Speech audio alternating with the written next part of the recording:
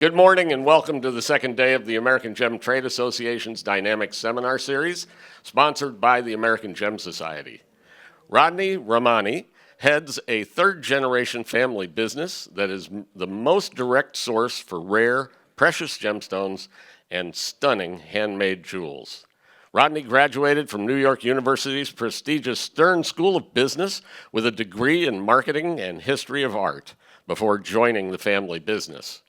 He is a noted expert and seasoned public speaker in the fields of gemstones, jewelry, the luxury market, mineral economics, travel, and security.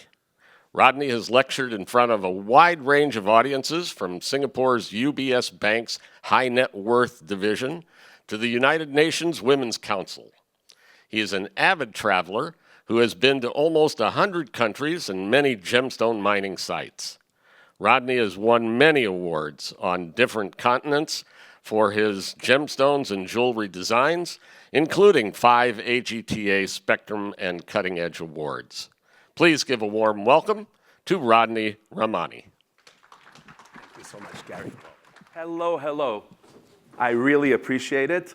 Thank you so much for the introduction. And Gary's one of the incredible gurus in our industry. And if you don't read his newsletter, you're missing out. I learn every time he sends me an email things that I thought I knew.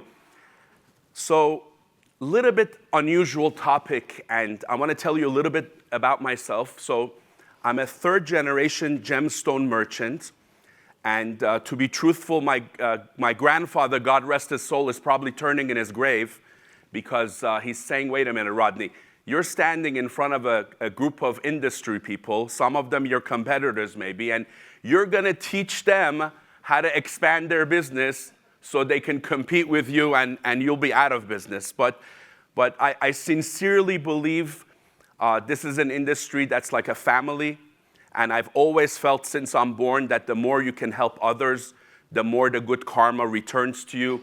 And I know many people in this industry have helped me over the years, given me guidance and advice. And I thought I'll share with you how my company went from a small family business into a global trader for jewelry and gemstones. And it all happened by accident or by coincidence, and the need to simply survive. So it's an incredible thing. And I really hate to bring up nightmares, like the pandemic. When people talk about it, I shut them down and I say I don't want to hear about it, and I hold my ears. And the financial crisis in 2008 similarly really bring back nightmares for me. I remember, imagine businesses, my business, sinking 50% in sales a year. I mean, I can imagine somebody 10% up and down might be kind of normal. You had a bad year. 25%, you begin to worry, are you going to be profitable? At 50% loss in sales, it's impossible to survive. And having a little bit of a business mind, because my parents were generous enough to send me to a decent university, I had no choice. And I remember the exact moment that it really hit home. So we're selling most of our goods to retailers in the United States. A lot of them are almost like family members of ours, people that I would sit to dinner with, invite to my home. And I got a big package. Instead of getting a big check in the mail, I got a humongous return of the jewelry when the payment was due from a very close friend. And when I called them, both of us were almost in tears talking to each other. He's telling me, Rodney, I don't have the money. And I just wanted you to have your jewelry back. It really hit home how bad things were getting.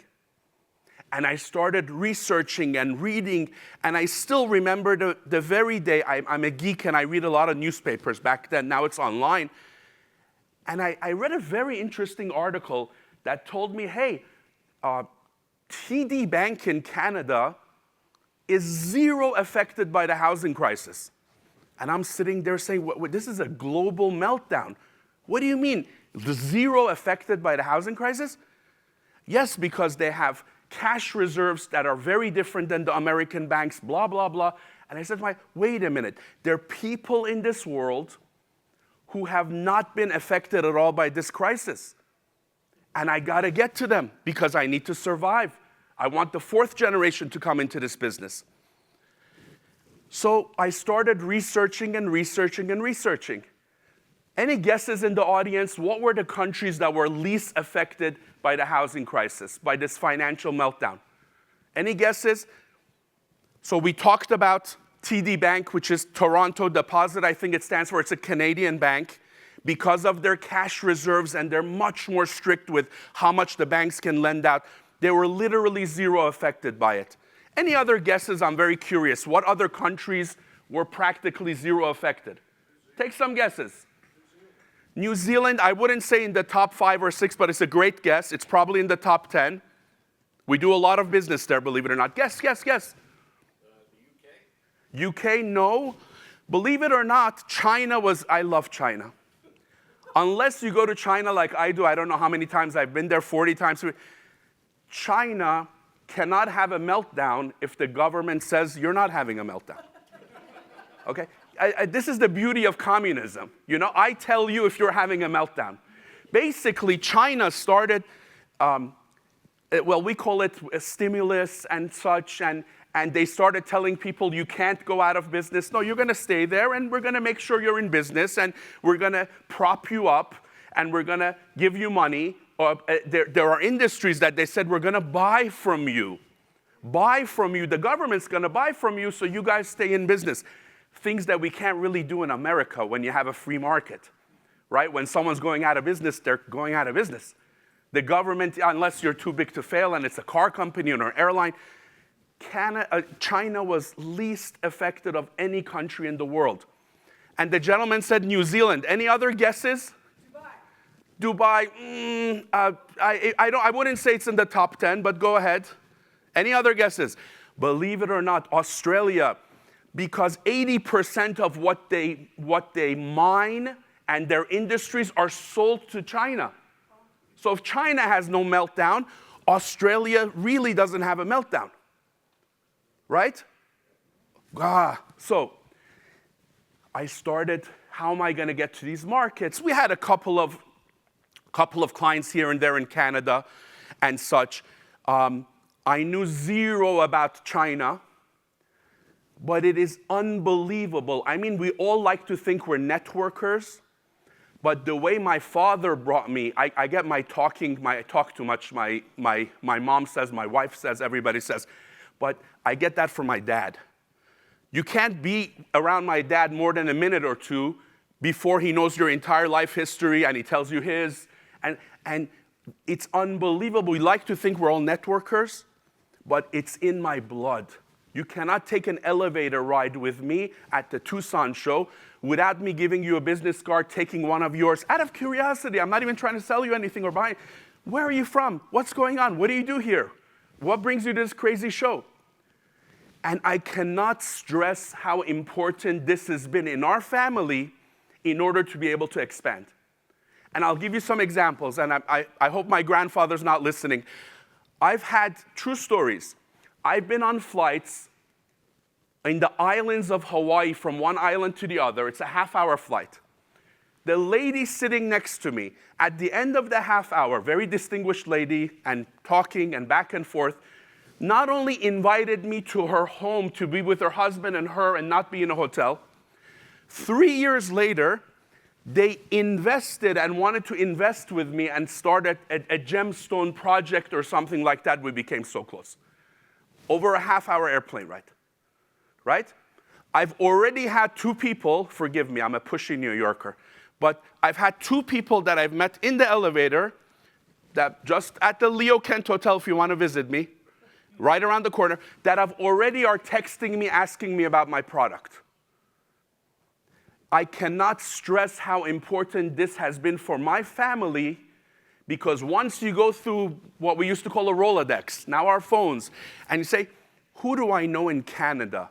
Oh, that gal that I met or this, and I started picking up the phone and calling people and telling them, listen, you're a successful, distinguished, I need your help. Things are going to hell in America, unfortunately. Who are some retailers you would go and buy a Rolex from? or buy this from? Who do you like? Who do you trust? Because I want to meet with them. I actually had people that I've met, that I've been friendly with, pick up the phone, call ABC Jewelers in Canada and elsewhere, say, I have a very good friend, Rodney. Do you mind meeting with him? I think you guys are going to get along. The customer has picked up the phone and introduced me to a retailer that they buy from. And not once or twice, many, many, many times. People love it. If Gary called me and said, Rodney, can I have your advice on something? I feel like $1 million. Gary, the expert, is asking for my advice? Pick up the phone, ask your friends, ask your contacts, ask them for advice. I want to do this. Do you know anybody that can help me? What would you do if you were me? And it's incredibly effective, incredibly effective. So I started getting into my car. I still remember the first time I drove across the border with a huge suitcase of jewelry and gems and declared it and whatever else we had to do. And it's incredible. Listen, I know you guys are too high class to do this, but I'm a road warrior. I grew up, my father used to send me door to door to go visit stores, bag of gems in my pocket and try to sell them. This is how I grew up.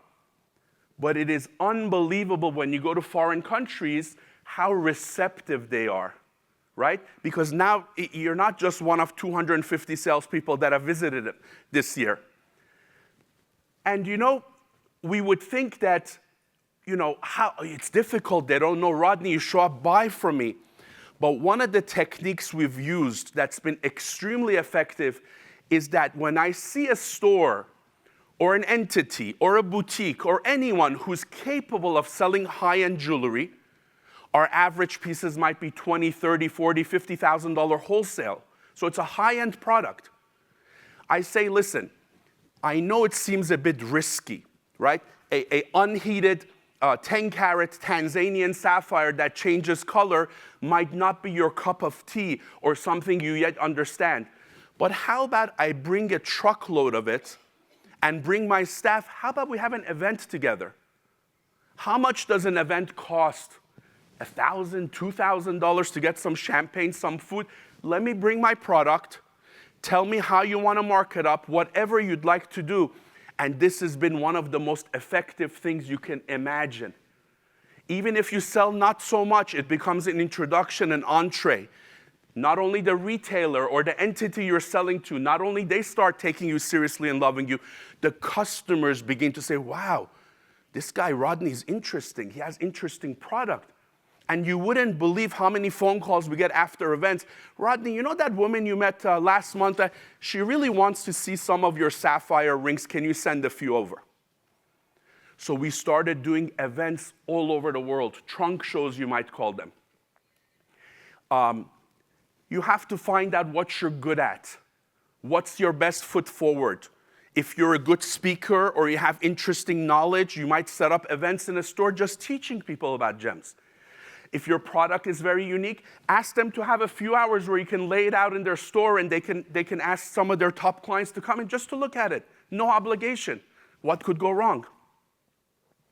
And it's incredibly, incredibly powerful. And I want to go back to this and tell you, because I want to tell you real stories. So Canada was a nothing burger, and I still remember I had met believe it or not, a cardiologist who lives in Melbourne, Australia. Lovely, lovely fellow, I won't name him. And I met him in my travels. Him and his wife became good friends. They happened to have been kind enough. They bought a few pieces of jewelry from us. I picked up the phone and I said, Doc, I need your help and advice. Business is very, very, very slow. Who are good people for me to work with in Melbourne, retailers and others? I even said, do you have any friends? Sorry, it's kind of against the rules of our industry, people think, but do you have any friends who would enjoy looking at my jewelry? I want to come over to Australia and visit with you guys. One phone call, I had 2 retailers introduced to me. Already I had references on them that they're honest, good people because my client works with them and knows them personally, which is already you're many, many steps ahead. You can't just give jewelry to people out of nowhere. And he actually started gathering people around, and my circle in Melbourne, after a few trips, became monumental. That was maybe 2009. I may have hundreds of people in the greater Melbourne area that know me, my family, my product right now, by a variety of things we've done there. From there, we bounced to Perth, Australia. Very, very, very off the radar. I'm there twice a year. But it's all the wealth of the country comes from the West Coast. It's sort of their California. And very few Americans I know have ever been there, where the Kimberley mines are, and that region of the world. But everybody is a rich cowboy there. It's unbelievable, because, and they all made their money yesterday, which is my favorite kind of client to have, right? The quicker you made your money, the quicker you like to spend and have good things. And I go to UK. Who said UK here? It's hilarious. Gary said, it's hilarious. I do trunk shows in UK, and an 18-year-old little girl with purple hair comes, and she's carrying like $1 million worth of her great-grandmother's jewelry. And I'm like, what can I sell you? You started life with $1 billion worth of jewelry. And you go to places like Perth, Australia, and their parents were poor, working class, and now they're gazillionaires. Best customers to have. They don't have anything.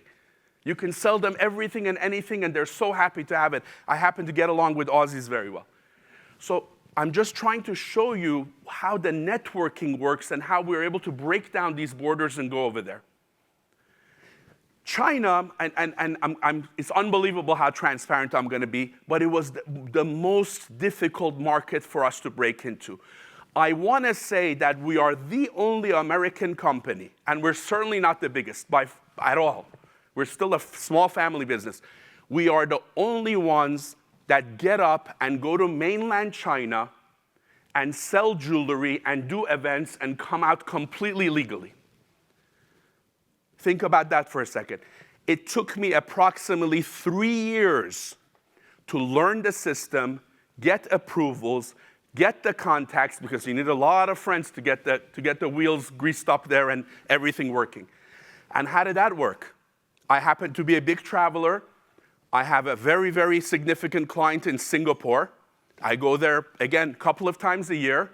And I remembered that this beautiful young lady from mainland China married into this mega wealthy family. And who did I approach? I approached her, beautiful Chinese lady, and I said, I would like your help and advice. I want to go to mainland China, where you're from. She comes from a city way north near Siberia called Harbin, right? And she has friends in Beijing, Shanghai, of course, but she got us into markets like Chengdu, Chongqing, places you probably never heard of. And these are some of the most up-and-coming, booming economies in all of China, more middle of the country, right? And they've become shopping mega places for all the interior people. And we're successful there, and we get certifications, and carnets are very effective. But I'm just connecting the dots for you to see how you can network and get anywhere in the world. You might think, well, Rodney, you're a wholesaler, you're in an office, you pack a bag, it's different. True story. I can tell you at least 4 retailers that I've personally helped and given them the same advice and told them you need to sell overseas also. Think about that for a second. One of them, and I won't name, of course, operates a very high-end jewelry store within a ski area. She has a tremendous amount of Mexicans that come up for skiing. And I was able to convince her. I said, you're only catching them for that few days, 1 month, 1 week that they're here skiing. How about you call them up, ask for a favor, ask for their advice, and say, hey, I want to come to Mexico City and have a showing of my jewelry. And you would not believe how effective this has been for her. She is going 2 to 3 times a year, flying to Mexico. She already knows dozens of people that are high-end clients of hers. Now she has the ability to sell to them the rest of the year and to their friends who don't come to America and ski. Don't think for a second that my advice is something that only pertains to wholesalers or crazy people like me. Anybody can do what I'm doing, irrelevant of the position in the industry you're at. This is a picture of me holding an event. Again, this is another interesting point, and the reason I'm showing this. Nobody ever made a rule that jewelry has to be sold through a jewelry store. I approach many, many retailers around the world that may have $30,000 handbags or $50,000 gowns. Whoever said I can't walk into a gown maker that's dealing with multimillionaires, buying $50,000 gowns, whoever said I can't display my jewelry there?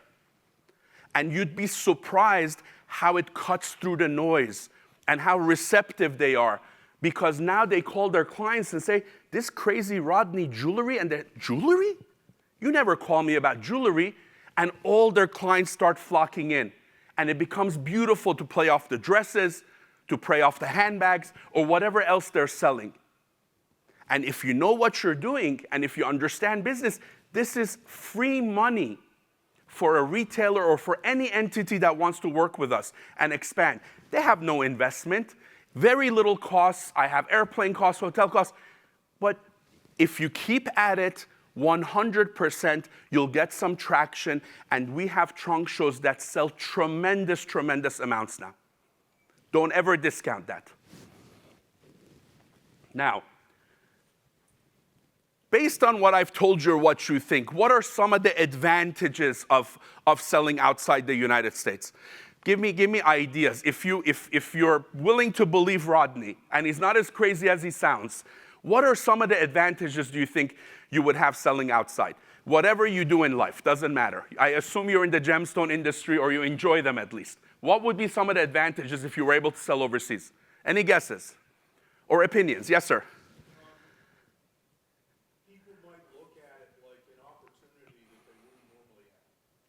Absolutely correct. That would be wonderful. Any other guesses? Let me show you what I've written down and what I think. It is unbelievable when I pack my bags and go to downtown Chicago or downtown LA or 47th Street. My client from Arkansas calls it the Valley of the Thieves, 47th Street, where I'm based. But it's unbelievable when you show up, you know, how competitive and how retailers say, Rodney, you're actually the 25th person to visit us today. And when you start going overseas, they're like, wait a minute. You have so much respect for us that you came overseas as the owner of a company to present your product. Please welcome and let me buy you lunch. It's unbelievable, right? Sorry, I'm not very politically correct. You want to buy a T-shirt in New York that says, I love New York. Yeah, I have young kids. It's usually, a group of Nigerians. I have Nigerian friends I buy gemstones from. I still haven't figured out why they're Nigerian with T-shirt. And they'll probably ask $40, right? And if you're born and raised in New York, you could probably talk them down to $15. This is my scientific study. And if you're some tourist from Europe, you probably end up paying $35 for that T-shirt. And you call it a day. And it's made in China, right? This is how life works in New York. I've been to Norway, I don't know, at least a dozen times, Oslo, Norway. You want to buy a T-shirt that says, I love Norway. It's in a handcraft flea market of artisans, right? And there's a Norwegian gentleman who looks like he may have, 2 masters in education, selling the T-shirts. It's still made in China. And when you say, listen, I have a few young kids, it's $80. $80 for a made in China T-shirt, right? And when you try to negotiate, it's like, sorry, it's set prices. This all comes from competition. And you don't understand when you go outside of your comfort zone. And this beautiful, beautiful country that I would give my life for, the United States, when you go to less efficient markets, how much less competition there is, it's unbelievable. And how much easier it is to sell. There is also, again, like it or not, the luxury market has a lot of illusion attached. When I go to a foreign country, whether it be Australia, especially in China, you have no idea the VIP treatment I get, the prestige I have as an American company with Made in America jewels It's a whole different class of merchandise.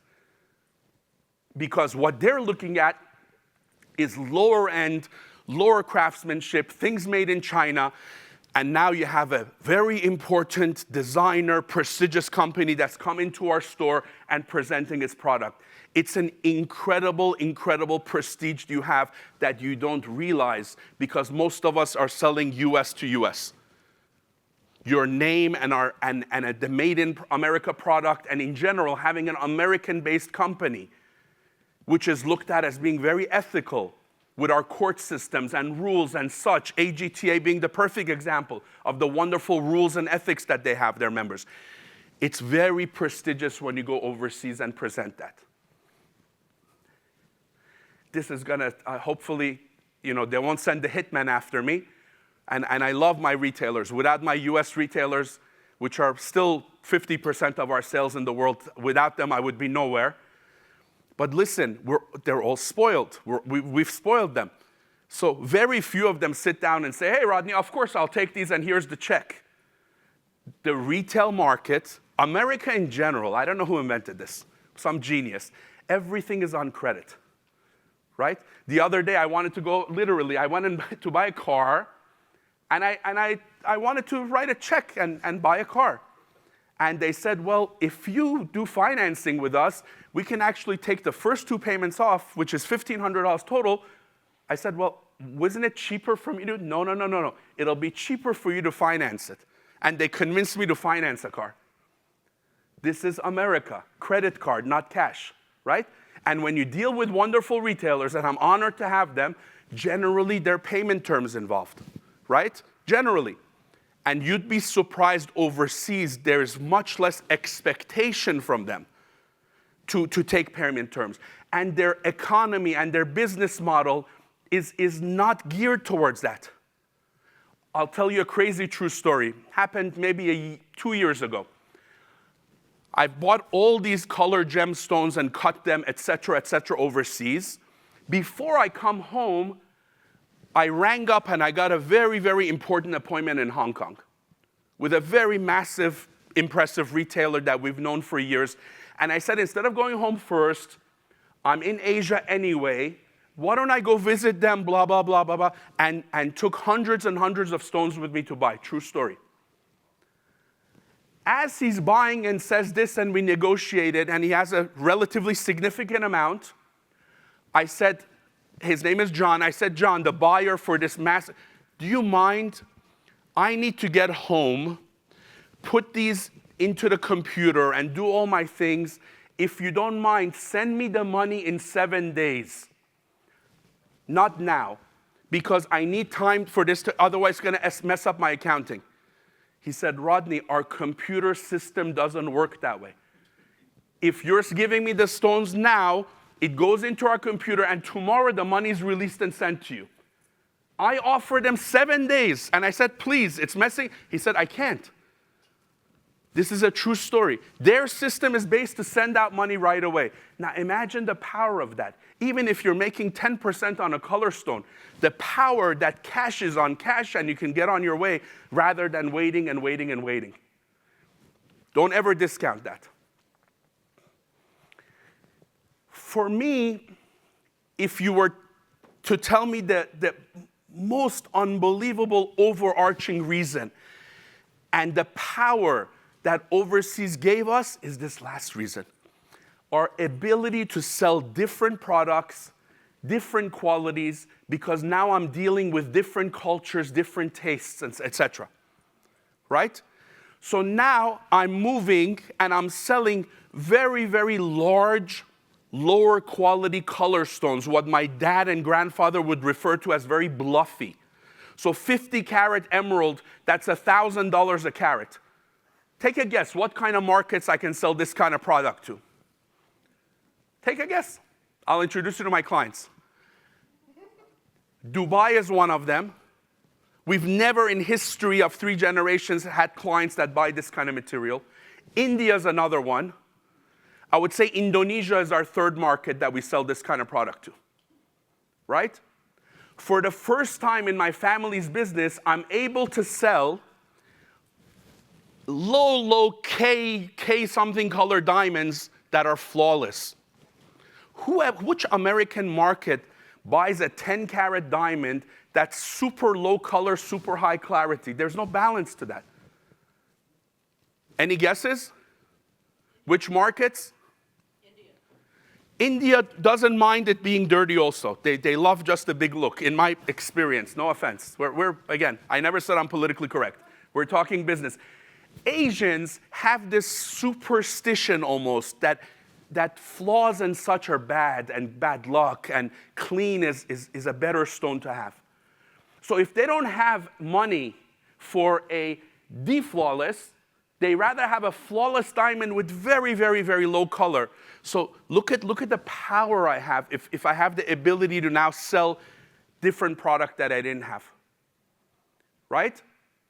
I think it was 2004 that we were very fortunate, and a very famous person was introduced to us, and I won't name her, and she started asking for us to design different pieces and such, and heavy color, and we started getting involved with beads.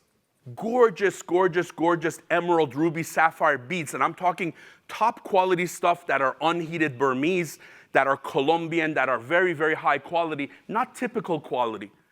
And you would not believe what a significant portion of our sales have become this kind of a heavy look, which we didn't have before, right? And a lot of that, again, gets sold to Latin countries. Latin countries love color, non-diamond, very, very glorified pieces where you can have beads and tassels and things hanging and goes with your flowing dress that you're wearing. And now I have all sorts of markets like that I can sell to. So it's incredibly powerful, even if it's one or two countries that you can work with, because now you have a whole different quality that you can sell to. Anyone in the crowd by any chance have experience with selling overseas and can teach me in return what you're selling there that you probably, which is unique and you wouldn't be able to sell in America? Any examples? Any gemstone dealers doing anything that overseas that would be interesting? Nothing? Okay. I'll give you one last category. Listen, if we know gems, generally the precious stones, rubies tend to be the most expensive, right? A D-flawless diamond wholesale might be $1.something million, and a 10-carat Burmese unheated ruby for $7-8 million, you'll probably get a, good but not the best quality. Look at the 7 times higher, and you're still not a perfect stone. Rubies are a significant portion of our business. And never, ever, I've had people buying rubies from Afghanistan, from us, buying rubies from Thailand that they don't mind them being heated. Most people who spend a lot of money would prefer an unheated gemstone. And now we have that market in Asia to sell to, because they want a 5-carat ruby, and their budget only allows for a Thai ruby, which is a little bit less expensive, and heated is okay because it's a little bit less expensive.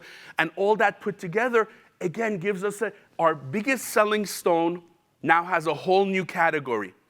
Ruby from Afghanistan. We've never, ever dealt with this market, but you're now able to get Afghan rubies, and we have customers for it who are not so picky with the origin. Like when you go to an auction house and, the Burmese, this is what everyone's collecting. They want a 5-carat ruby, and they will get what their budget allows. Incredibly powerful. So, I hope my lecture wasn't too crazy. I hope they're not going to arrest me once I leave the room. I'm a little bit of an unusual thinker, but I want to leave you with these words. Our family, by coincidence, by accident, maybe a little bit of smarts, was able to completely reformulate our business, and it allowed us, once the dust settled, once the economy picked up, to expand tremendously after the financial crisis, and we're now much larger for it. I want to encourage you. I don't care how small, how big you are. I don't care if you're a wholesaler, retailer, you deal with privates. There is absolutely no reason this day and age not to target and see if some of your product can move overseas. And I can tell you from experience that sometimes flying to Los Angeles as a New Yorker is more expensive than me flying to Europe these days, right? So don't give me that excuse that budget and this and that and the other thing. The world has become very small. I really appreciate your time. It means so much to me, to my family, that you took the time out during such an incredible show to come and listen to me blab. I'm honored if you have any questions and such to answer, and you can always approach me privately, informally. Thank you so much. Questions for Rodney? Okay. Don't make me nervous. No, the big question, tariffs. If we fly over to anywhere with our gems, and maybe we have a really good event and we sell half of them, and then we're punished when we fly home. So, that is not the case. This now full circle ties into the previous seminar, if you were here, about tariffs. Yeah. Right. I'm a big believer, and this is not all of my techniques, but this is the main one. I'm a very big believer in carnets. Carnets is an international, I believe 130 countries made a treaty. Nothing can touch that, where you can fly anywhere, including South Africa, including Namibia and Botswana, I believe, and you can fly there with any amount of jewelry you'd like. Absolutely no one is allowed to do anything as samples going in and going out. Now, I'm not here to ever, God forbid, advocate anything dodgy here. And I would never, ever recommend anybody do anything against the law. But here, you are able to have an event. You're able to take orders, right? And believe it or not, this is a fact. Us sending goods overseas is much cheaper and much less tariff than them, vice versa, right now. So all you have to do is spend $200 with FedEx, insure it, whatever you have to do after the show, send it over to the client, et cetera, et cetera, et cetera. Most of the time, it's even understood and they know that they'll take care of the tariff on their side, whatever the percentage is. It's usually not a massive amount.